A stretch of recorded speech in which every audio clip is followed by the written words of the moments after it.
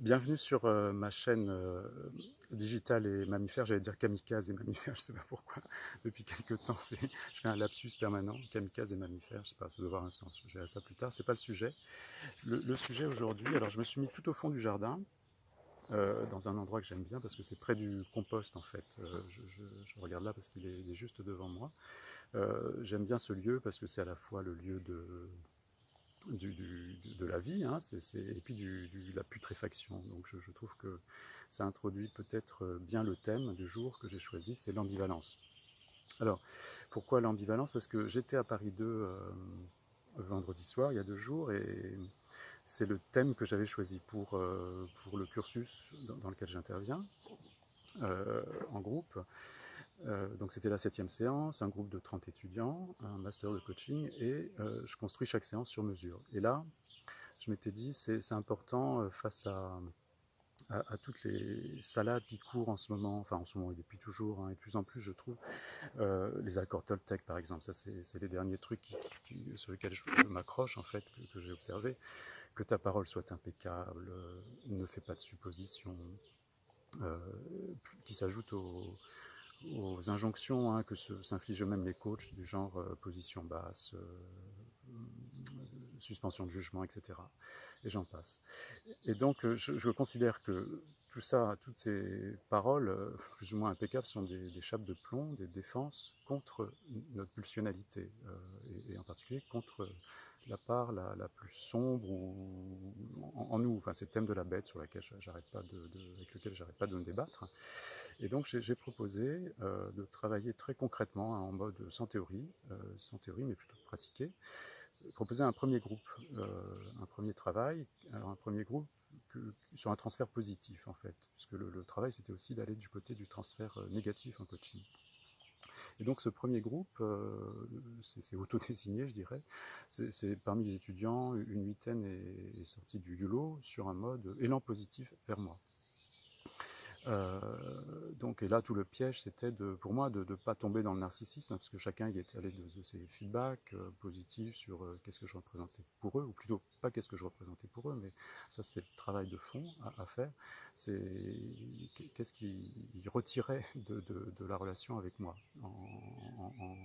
en projetant sur moi. Donc, le travail a consisté à se départir de ce que j'appelle la scène contemporaine, hein, la relation de prof que j'ai avec eux, et puis d'essayer de faire ce que j'appelle un saut quantique, c'est du plus loin qu'ils vous souviennent, qu'est-ce que ça vous rappelle, ce mode relationnel, cet élan positif. Et donc chacun y est allé sur des éléments très concrets, mon nom, Châteauvieux, c'était un lieu d'enfance pour une des jeunes des étudiantes, des étudiantes.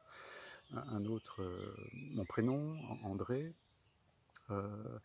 euh, qui renvoyait un frère mort pour l'étudiante, un autre Hervé, c'était un lapsus qu'elle n'a pas trouvé sur le moment, etc. Donc, ce qui a été passionnant pour moi, c'est d'aller à un endroit d'ambivalence que je n'avais pas prévu, qui était pointé par une jeune femme à ma droite, qui évoquait le côté excitant qu'il y avait en ma présence, sur un versant que moi je pressentais ou projetais peut-être, mais pas tant que ça, fricotant avec le sexuel en fait, avec l'érotique.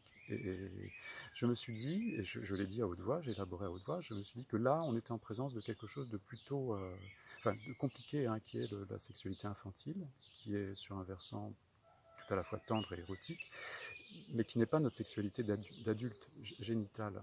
Et donc, j'ai proposé de travailler avec ça dans la suite du travail en groupe, qui a dû durer, je n'ai pas regardé, mais 3 quarts d'heure, 40 ou 45 minutes.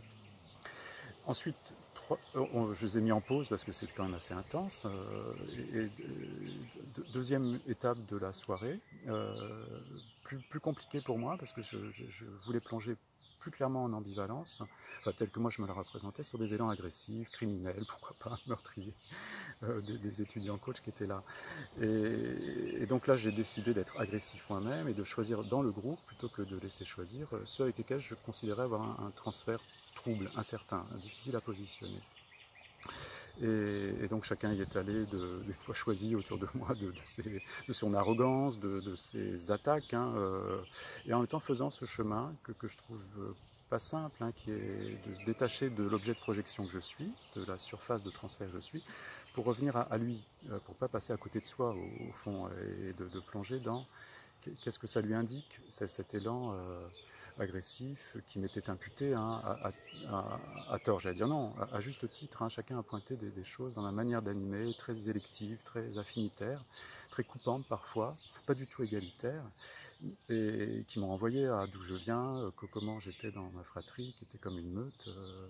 Ça a été ok, mais c'était pas le sujet de faire mon analyse, mais plutôt de ramener chacun à soi, dans cette part animale, bestiale. Il n'y a pas eu de meurtre, il n'y a pas eu de meurtre. Voilà, donc passionnant. J'avais envie de poser ça sur mon blog, mais je vais le poser en mode vidéo, plutôt que par écrit. Et puis j'ai l'idée qui pointe là depuis 2 jours. Le groupe est en bon chemin de leur proposer, d'ici la prochaine séance, de fabriquer la dernière séance, la 8e séance, qui sera dans un mois. Donc leur proposer voilà, de fabriquer la séance. Et moi, je serai en mode analytique pour les accompagner dans cette 8e séance. Donc à bientôt, à suivre, peut-être que j'en parlerai ici. À bientôt.